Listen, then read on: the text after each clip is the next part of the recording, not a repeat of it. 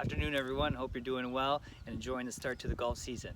Today we're reviewing a 5-minute active warm-up to help engage and activate some key muscle groups that will help you be ready to go off the first tee. Here we go. So this first exercise here are called these windshield wipers. So you just extend your legs, keep them nice and straight, keep your chest up and shoulders back.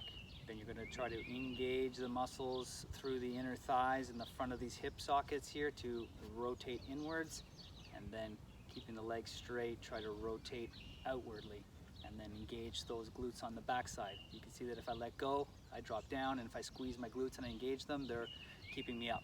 So then I release those glutes and then rotate internally and then rotate externally.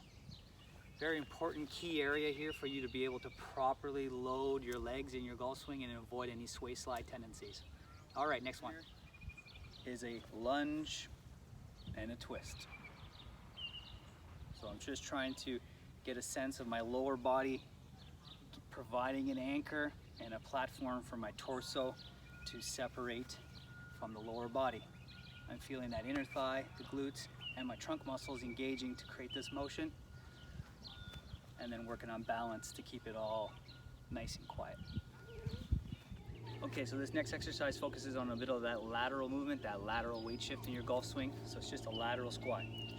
Club up to shoulder level, create some tension by pulling out, and then just squat and return. I'm trying to get my foot, knee, and hip all lined up while feeling a bit of a stretch on that straightening leg, and then keeping the torso engaged so that it follows the lower body lead. If I'm looking for something a little bit more complicated and works a little bit more on the balance, so it's a squat, lateral squat to balance. I'm going to assume my golf stance and start with a little bit of outward pressure on the club, and then keep the arms nice and long as I reach overhead.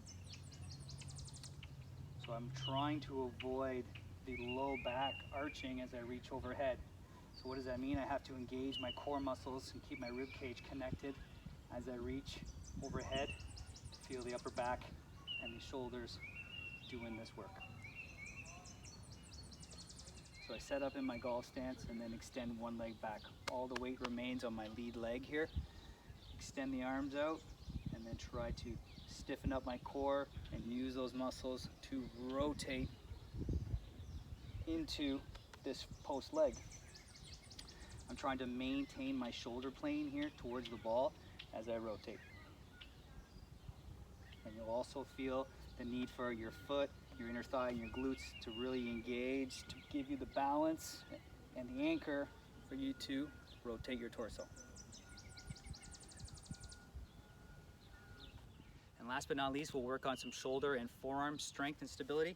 So I'm grabbing my 8-iron here, level with the top of the shoulder, and then I'm actively trying to rotate my forearm to get this club going back and forth. And you'll soon realize that you need to keep your shoulder blade connected to your torso for your shoulders or your forearms to be able to generate any amount of force. Okay, so implement this routine prior to practice or play to feel more connected on every shot.